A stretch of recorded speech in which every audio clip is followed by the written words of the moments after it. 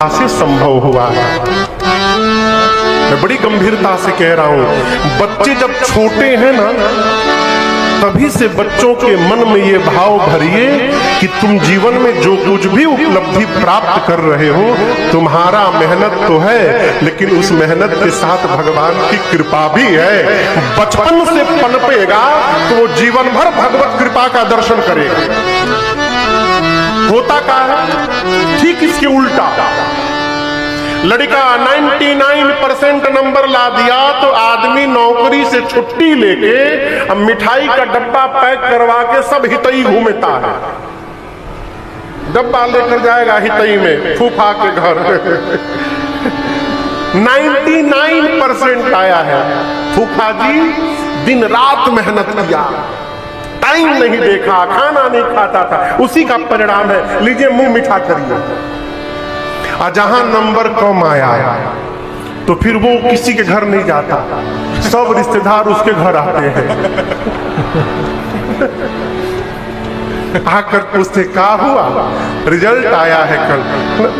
क्या कहे, मेहनत तो बहुत किया था, भगवान को अब मंजूर नहीं तो क्या कहा जाए। अच्छा, फेल हो गया तो भगवान को मंजूर नहीं, और पास हो गया तो उसका मेहनत। ये हमारा सत्य है। जीवन में जब जब भगवत कृपा का अनुभव करिएगा ना, अभिमान नहीं होगा।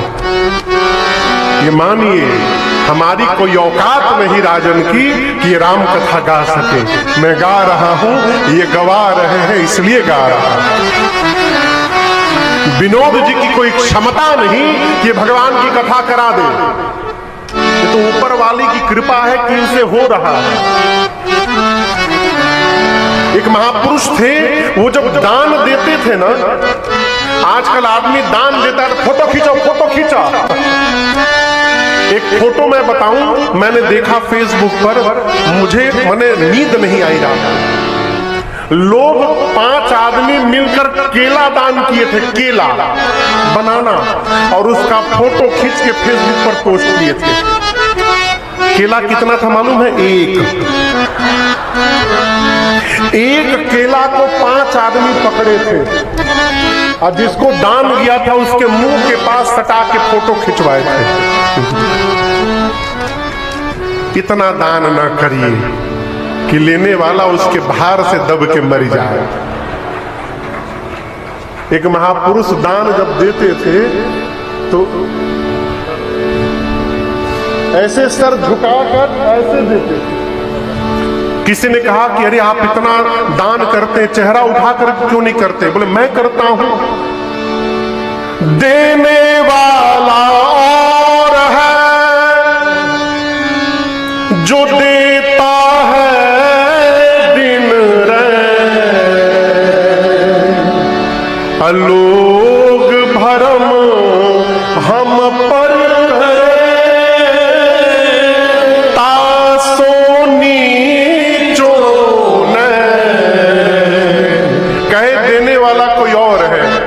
दिन रात दे रहा है, हम तो मीडिएटर हैं, उससे लेते हैं और यहाँ पहुंचा देते हैं। जगत वाले कहते हैं कि ये दे रहे हैं, मारे शर्म कि मैं आंख नहीं मिला पाता, इसलिए आंख नीचे हो जाती है।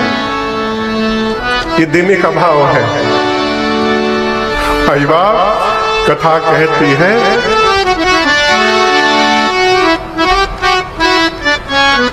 मैं से बचिए कि मैं बहुत खतरनाक है।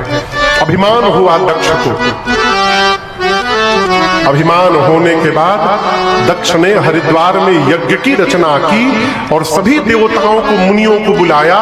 जे पावत मख भाग, यज्ञ में जिसका जिसका भाग्य था सबको बुलाया।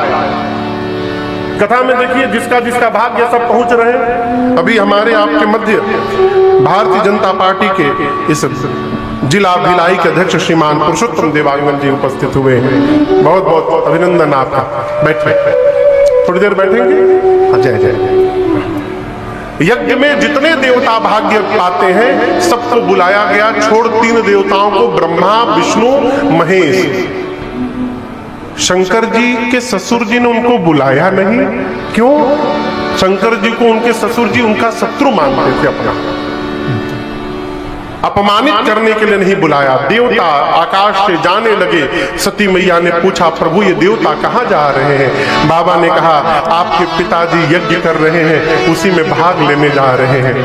माँ ने कहा, प्रभु आज्ञा हो तो मैं भी हो आऊं। शंकर जी ने कहा, देवी हम लोगों को बुलाया नहीं गया है। ये 4 जगह तो बिना बुलाए जाना चाहिए। मित्र के घर, विनोद जी किसके घर? मित्र के घर, पिता के घर, सदगुरु के घर और अपने स्वामी के घर। इन 4 स्थान से निमंत्रण नहीं ढूंढना चाहिए। लेकिन शंकर जी कहते हैं, देवी यदि अपमानित करने के लिए जानबूझकर नहीं बुलाया गया है तो मैं कहता हूं, कहां गए कल्याण आपके पिताजी ने आपको नहीं बुलाया, कल्याण नहीं होगा जाने पर। सती मैया फिर नहीं मानी। अंत में बाबा अपने गणों को, मुख्य गणों को लगा करके विदा किए। मां पिता के घर में गई, माता से मिली, यज्ञ मंडप की परिक्रमा लगाई और जैसे दृष्टि गई कि सभी देवताओं का आवाहन हुआ है मेरे पति को छोड़कर। जिस यज्ञ में रुद्र का ही आवाहन न हो वो यज्ञ हो ही नहीं सकता। पिता के घर में पति का अपमान मां सती बर्दाश्त नहीं कर पाई। गोस्वामी जी कहते हैं, सती मैया का पूरा शरीर क्रोध की अग्नि में भड़क उठा। यज्ञ में जितने देवता, ब्राह्मण, मुनि, महात्मा, संत उपस्थित थे, मां सब पर लपट पड़ी। मां ने कहा, हे सभासद, हे मुनिगण, ध्यान से सुनिए। इस मंडप में बैठकर आप में से जिसने जिसने मेरे पति की निंदा की है अथवा अपने कान से निंदा को श्रवण मात्र भी किया है, आप सबको दंड मिलेगा। मर्यादा कहते हैं, जिस सभा में शंकर की, संत की और श्री हरि की निंदा हो रही हो, यदि अपने भुजाओं में शक्ति है उसी समय निंदा करने वाले की जिह्वा काट दो। यदि शक्ति नहीं है तो कान बंद करके सभा से दूर चले जाओ। मेरे पति केवल मेरे पति नहीं है, शंकर जगत के पिता है और आज इस मंदमती मेरे पिता ने मेरे पति का अपमान किया है। आज के बाद मैं इसकी बेटी के रूप में जीवित नहीं रहूंगी। इतना कह के सती मैया ने दाहिने पांव के अंगुष्ठ से योगाग्नि को प्रज्वलित कराया। असका ही जोगा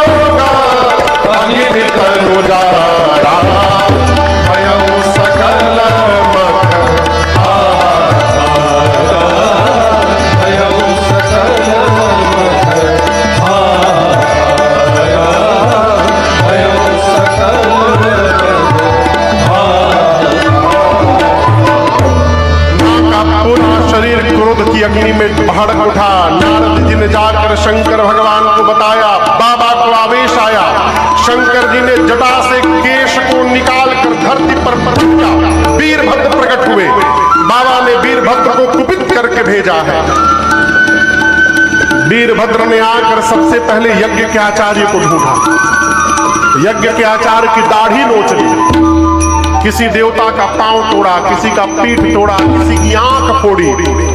दक्ष के जो मुख्य यजमान थे, दक्ष के सर को पकड़कर हाथ से वीरभद्र ने घुमाकर धड़ से उखाड़कर और ले जाकर अग्निकुंड में यज्ञ की पूर्ण आहुति कर डाला। रुद्रगण यज्ञ तहस नहस कर दिए।